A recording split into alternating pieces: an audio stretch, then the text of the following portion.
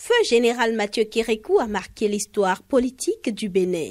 Ardent défenseur du marxisme-léninisme, il a pourtant su écouter le peuple quand cette idéologie s'est effondrée en initiant la conférence des forces vives de la nation en février 1990.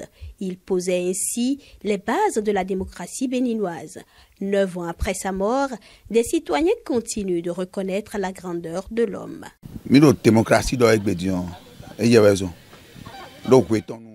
Si nous parlons de démocratie aujourd'hui, c'est grâce au général Mathieu Kérékou, parce qu'il avait le pouvoir. On lui a jeté les pierres et ceux qui étaient avec lui étaient prêts à tirer sur la population. Pourtant, il s'est opposé et a dit oui à la conférence nationale et c'est ce qui a ramené la paix au Bénin. Et nous continuons d'en bénéficier jusqu'à aujourd'hui.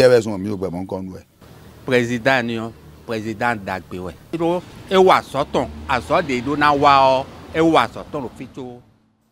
Ce président fut un bon président. Moi, je l'aimais pour son travail à la tête du pays. L'école nouvelle que nous avions connue sous lui avec les coopératives, les jardins et autres était une bonne chose. C'était un homme très humble et il s'est démarqué des autres présidents par son travail à la tête du pays.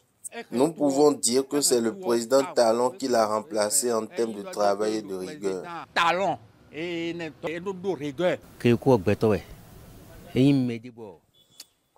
Kérékou était un homme bien. Il n'a pas voulu la guerre pour notre pays. Il s'est opposé à tout ce qui pouvait compromettre la paix et a dit oui pour la conférence nationale. Il était toujours prêt à se sacrifier pour les autres. S'il était encore là, nous ne serons pas en train de vivre ce que nous vivons actuellement. Nous continuons de prier pour que Dieu l'accepte dans son royaume. Certains se souviennent encore de quelques chansons qui ont marqué le temps de la Révolution sous le général Mathieu Kérékou. La main dans la main, nous marchons gaiement, prêts pour la Révolution.